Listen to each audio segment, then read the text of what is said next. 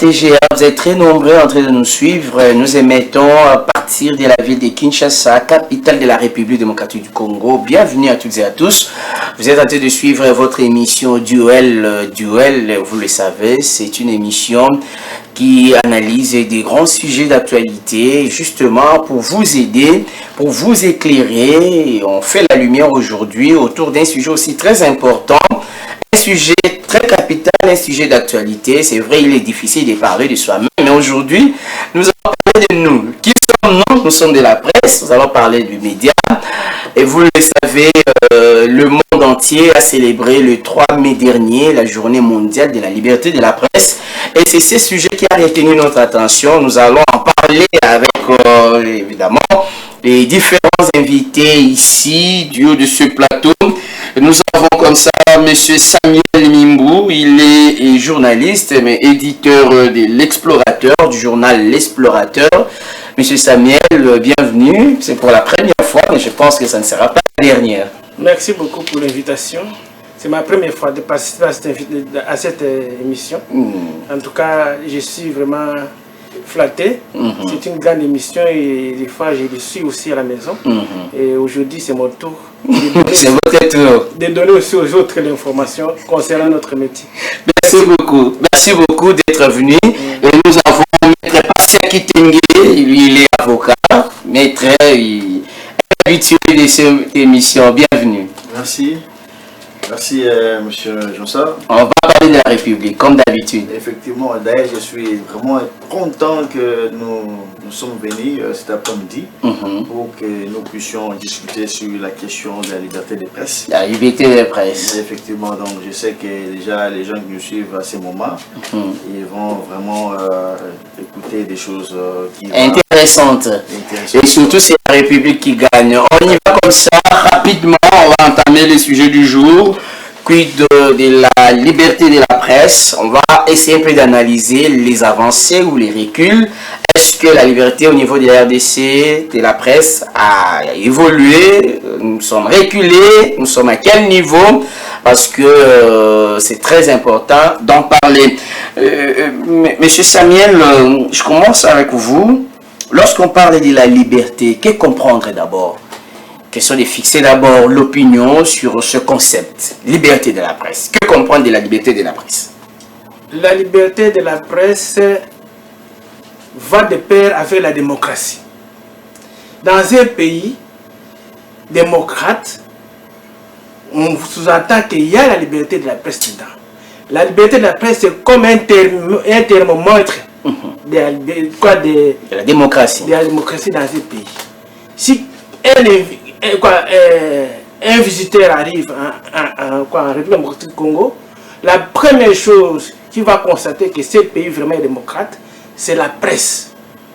Il descend à l'aéroport, il vient, d'abord il voit des journaux, dans des rues il voit des journaux, dans des coins de la rue il voit des journaux, il va dire non, il y a beaucoup de titres ici, vraiment ce pays c'est un pays démocrate. C'est par là qu'il va voir vraiment ce pays c'est un pays démocrate, par la liberté de la presse. Notre pays est démocrate, oui ou non? Oui. La liberté de presse existe depuis longtemps, depuis 1990. Si je ne me trompe pas, le 24 avril, le président Mobutu avait fait allusion à la démocratisation. À démocratiser, y compris la presse, n'est-ce pas? On n'avait que 2 journaux à l'époque, des grands journaux. Il y avait que la RTNC à l'époque, avec Antenne A et d'autres chaînes.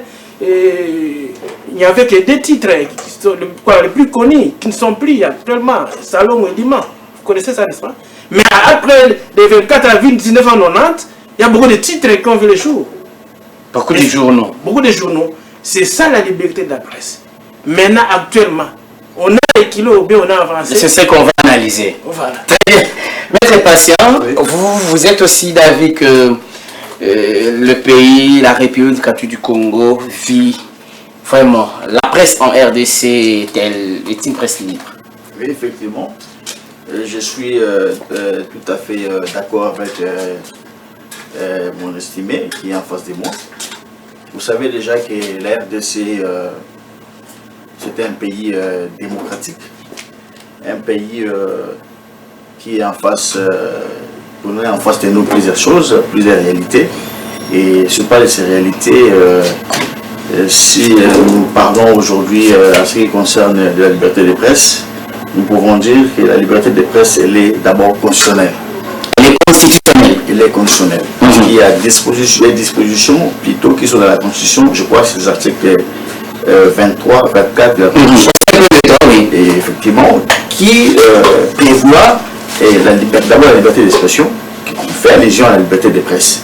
Parce que si on fait allusion à toute personne qui au moins son droit est garanti. La liberté d'expression. Non, c'est ça qu'il dit. Je fais allusion à la liberté d'expression, donc j'ai fait allusion à la liberté de presse. Okay. Parce que ça part de pair. Ici, on fait allusion à une personne qui a un droit de s'exprimer librement, sans contrainte ou sans freiner son droit qui est reconnu par la loi.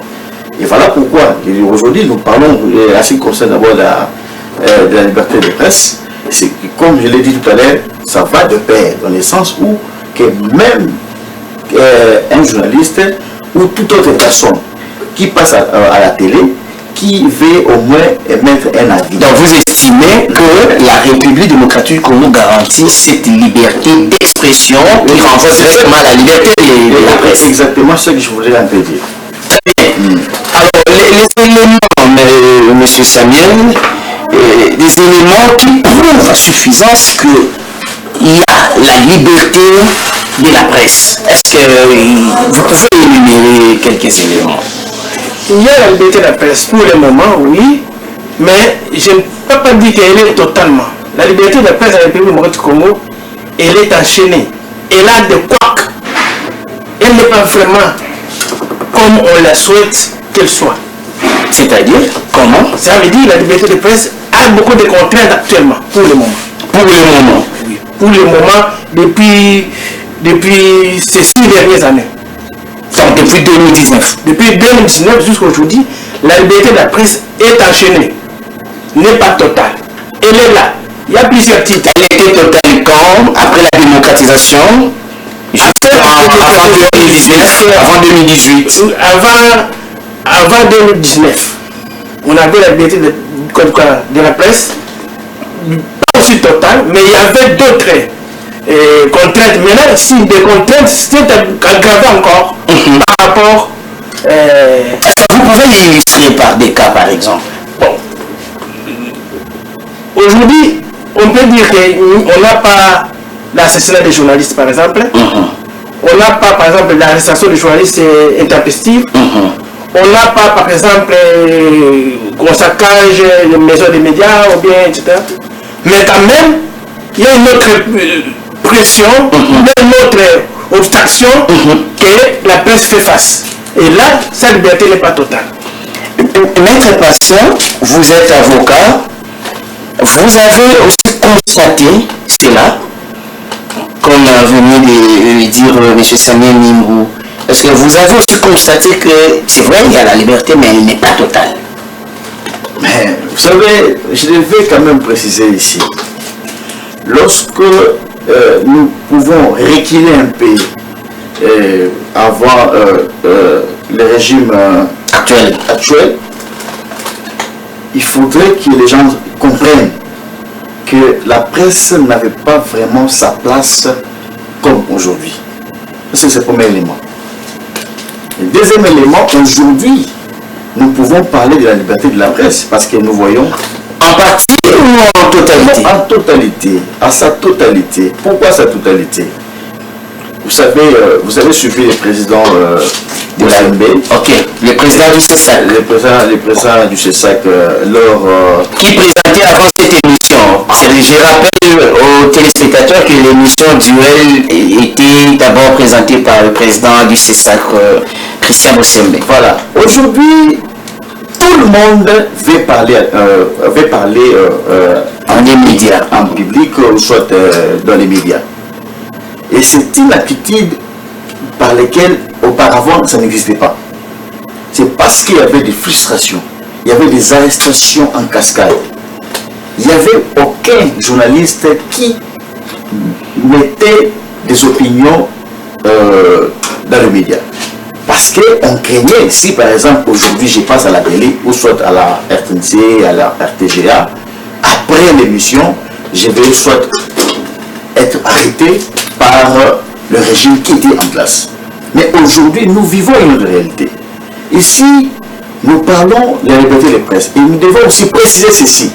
Aujourd'hui, la liberté de presse, elle est totale. C'est parce que nous avons un régime qui respecte aussi ses engagements vis-à-vis de ces principes de la liberté de presse.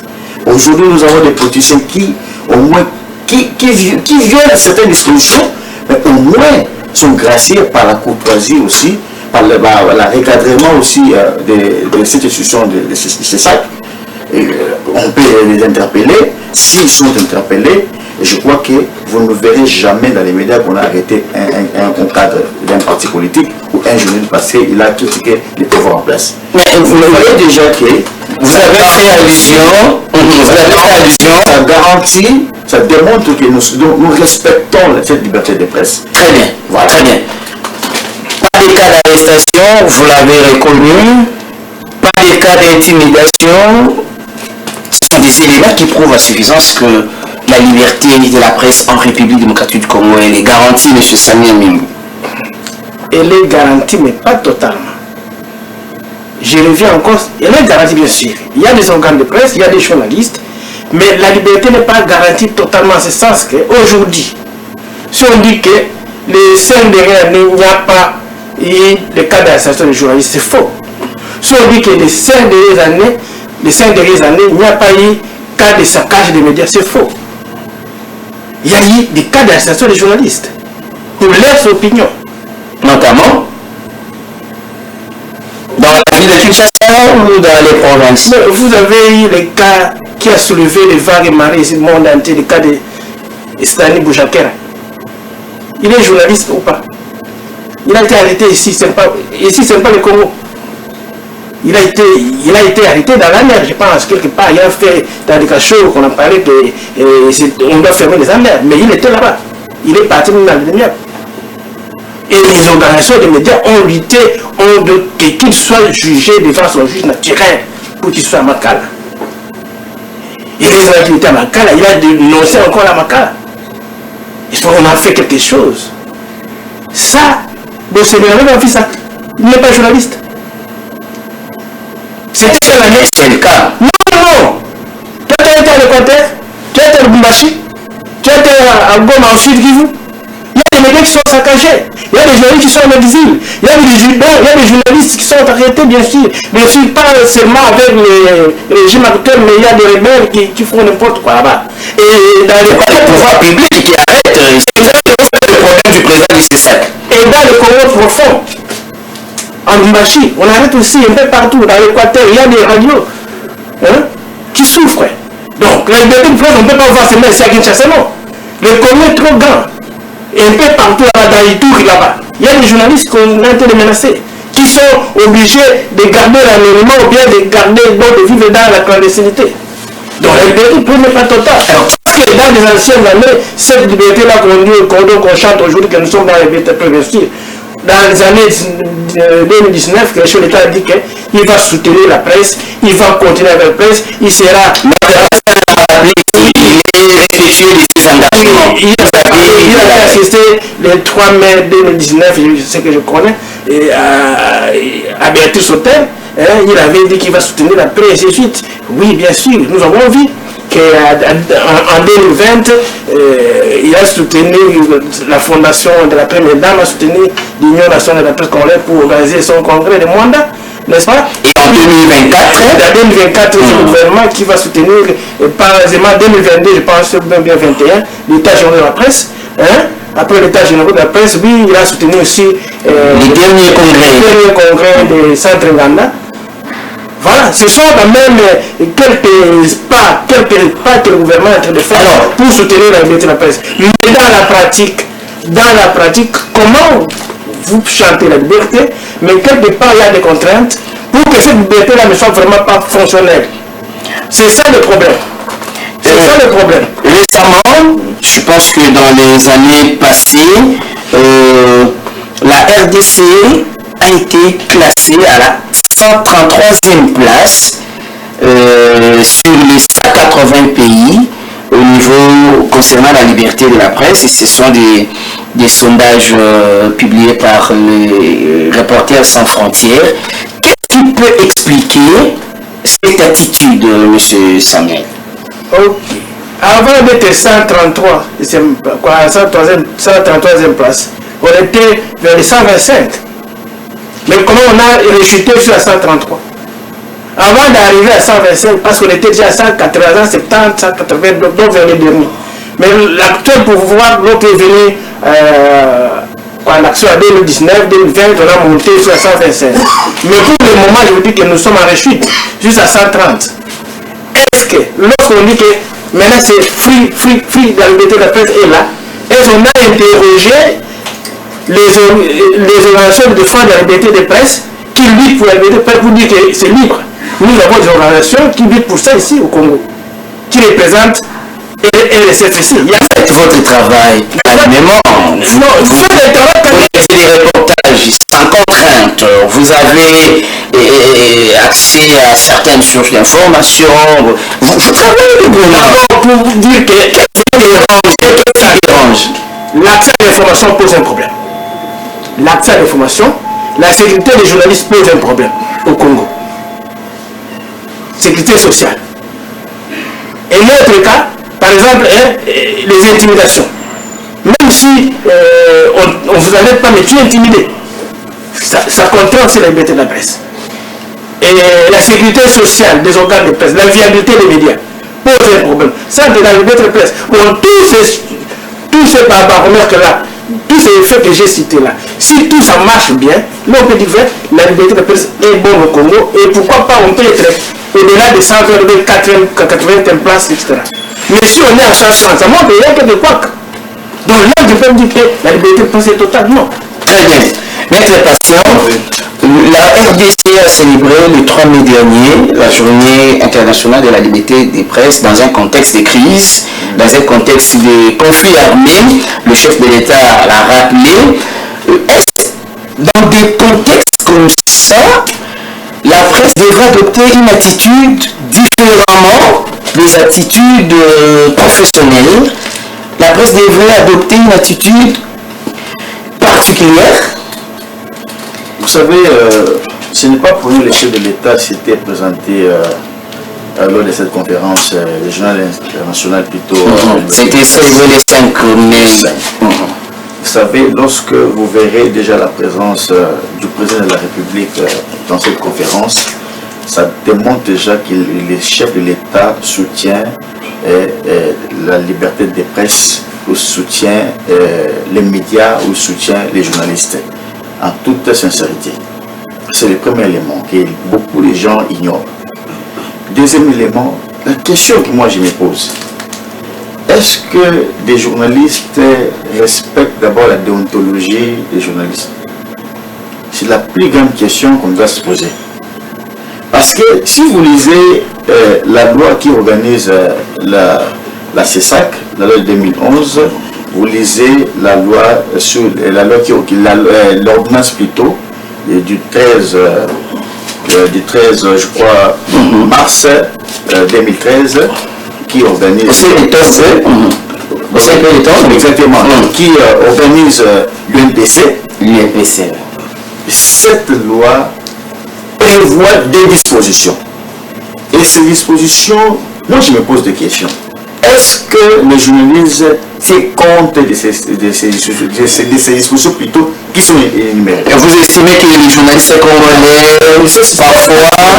Vous savez, si aujourd'hui il y a des recadраges, que les autorités qui sont à la tête de ces genres d'institutions, s'il y a des invitations par-ci par-là, c'est parce que parfois nous devons quand même respecter dans les principes. Nous devons respecter aussi cette liberté de la presse. Parce qu'il a soulevé un cas ici, le cas des journalistes Istani. Vous savez, Istani, est-ce que vous devez d'abord faire les analyses? Pourquoi Istani a été arrêté? Parce que ici, lorsqu'on parle de la liberté de presse, on fait allusion, lorsque vous êtes journaliste, vous devez donner des informations qui sont fiables. Il faut pas donner de fausses informations, la désinformation. Vous devez rester dans le principe. Il faut, quand vous faites un tweet ou un message, il faudrait que ce message soit vraiment un message qui sont... Vous estimez que Jacques était dans le faux? Le monsieur il dit dans le faux. En faisant un tweet. Et après les investigations des services d'enseignement, qu'on a constaté qu'en réalité c'était une fausse information. Et c'est là elle est pénible. Mais là vous répondez la question qui vous a été posée ici par rapport à l'attitude du journaliste pendant la période de crise. Non, c'est ça que je vais répondre à la question. Si j'ai posé cette question, c'est pas juste quand même qu'il soit éclairé par rapport au soulèvement de la question qu'il a posée. Et si M. Stani a été arrêté, il n'y avait même pas une question d'arrestation arbitraire. Et si l'arrestation était fondée, parce qu'il y avait un tweet, qu'on a constaté que l'information qu'il avait divulguée, c'était une fausse information.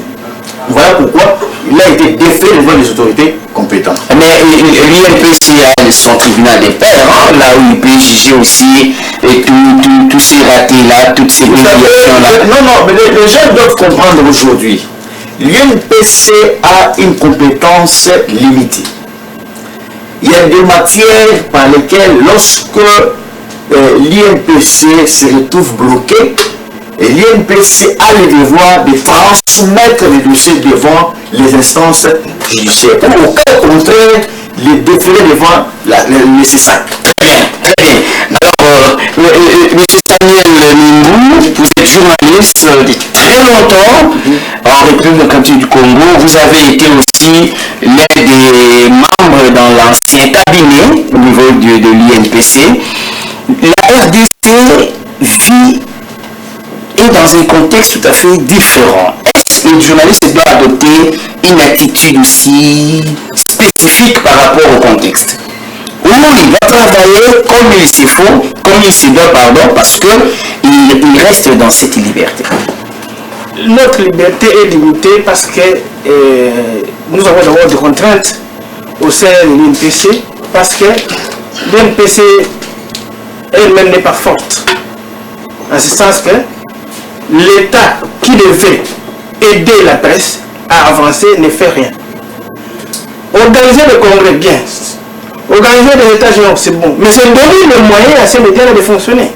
Soutenir l'INPC, soutenir les organes de presse, soutenir les journalistes. Si vous soutenez l'INPC par l'aide directe ou indirecte à la presse, vous mettez ça dans les programmes du gouvernement, dans les budgets du gouvernement de chaque année. Si cet argent-là est bien utilisé, la liberté de la presse sera totale au Congo. Mais ça n'existe pas. Ça n'existe pas. Ça n'existe pas. Ça existait dans le régime ancien. Il y avait des 2 millions qui étaient tombés.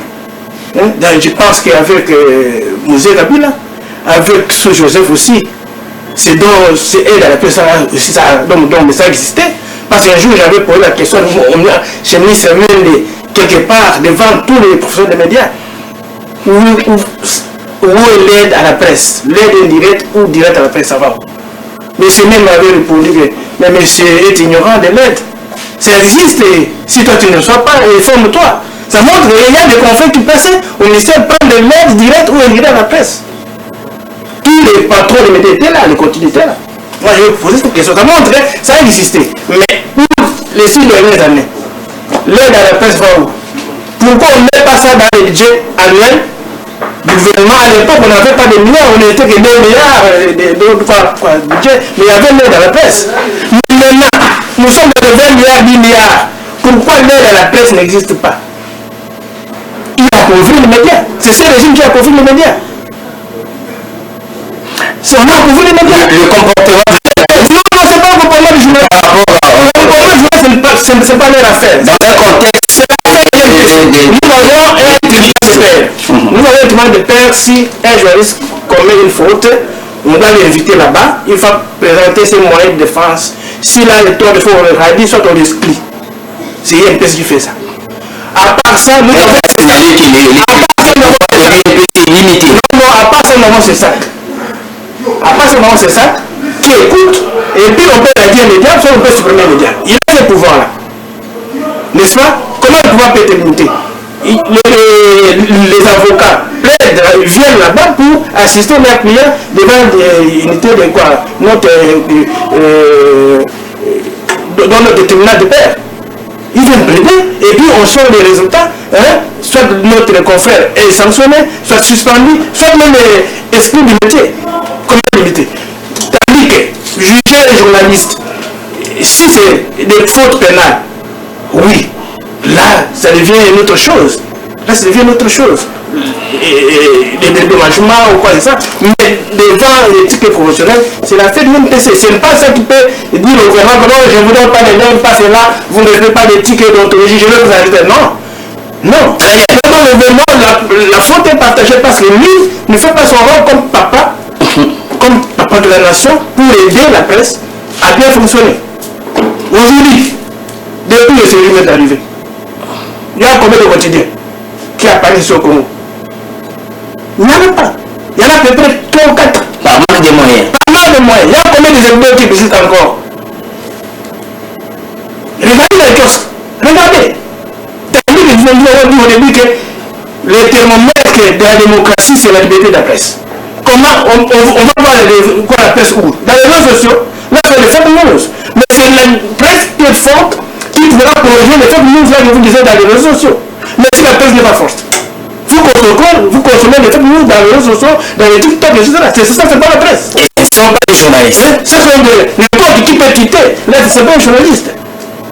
Ce sont des canaux, des médias. Très bien.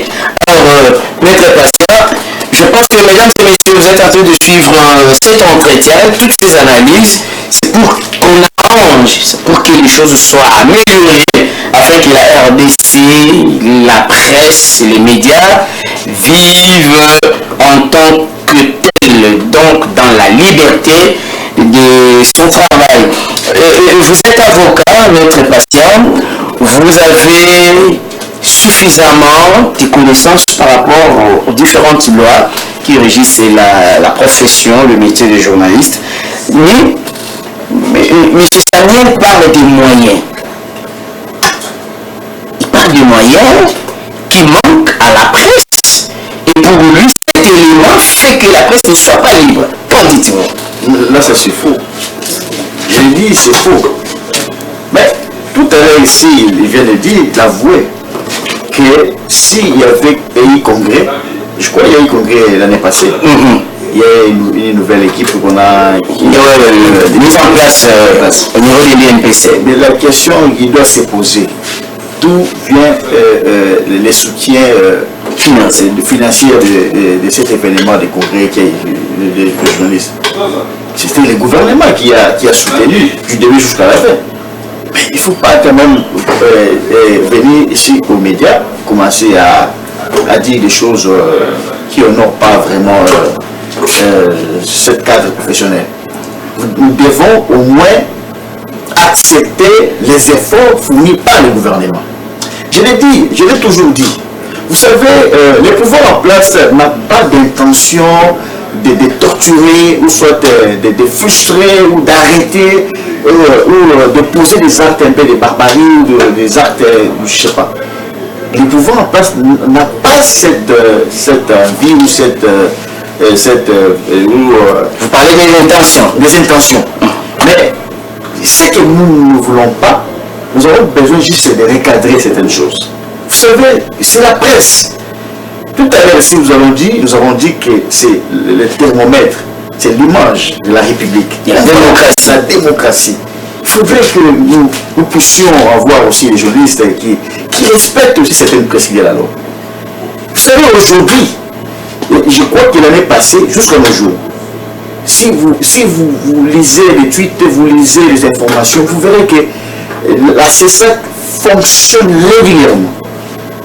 Tout en recadrant les musiciens, les journalistes, les politiciens. Parce que nous devons être dans le respect des principes de la loi.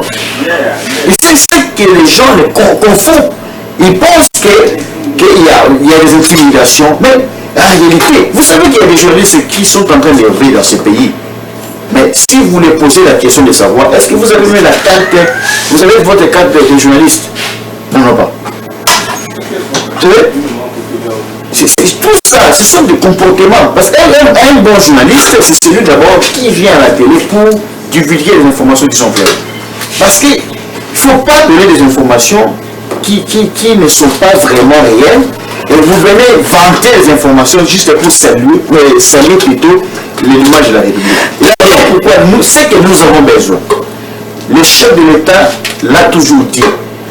Et si vous avez vu la présence du chef de l'État, les jours de la célébration de la liberté de la presse, les 3 mai, sa présence démontre la détermination et la confiance que le chef de l'État est en train de soutenir la presse. Malheureusement, nous n'avons pas assez de temps.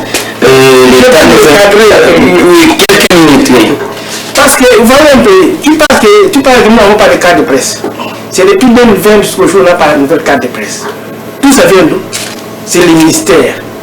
Avec le congrès, on a suspendu pour qu'on va faire les vrais professionnels des médias vont avoir leur carte de presse. Mais ce n'est pas, cela ne donne pas l'excuse au gouvernement de soutenir la presse en question.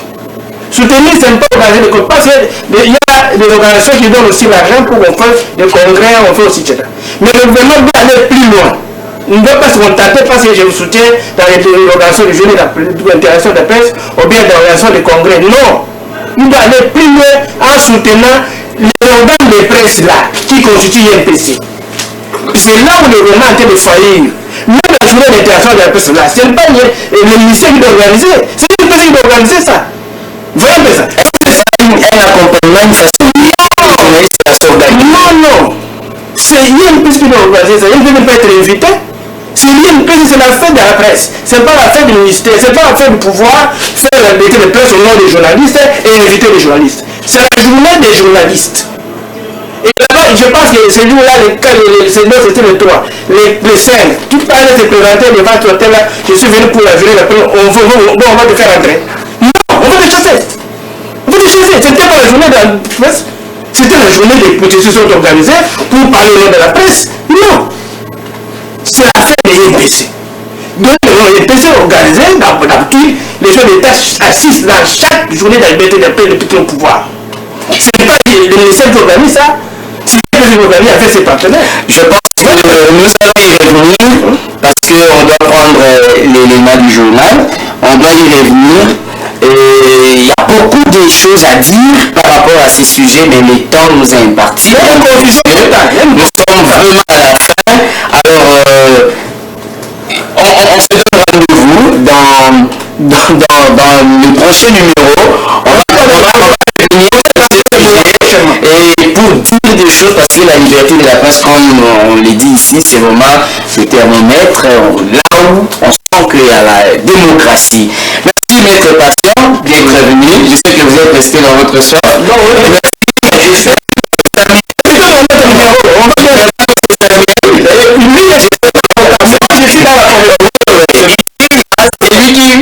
Qui a une idée sur la loi et c'est lui qui pratique la profession.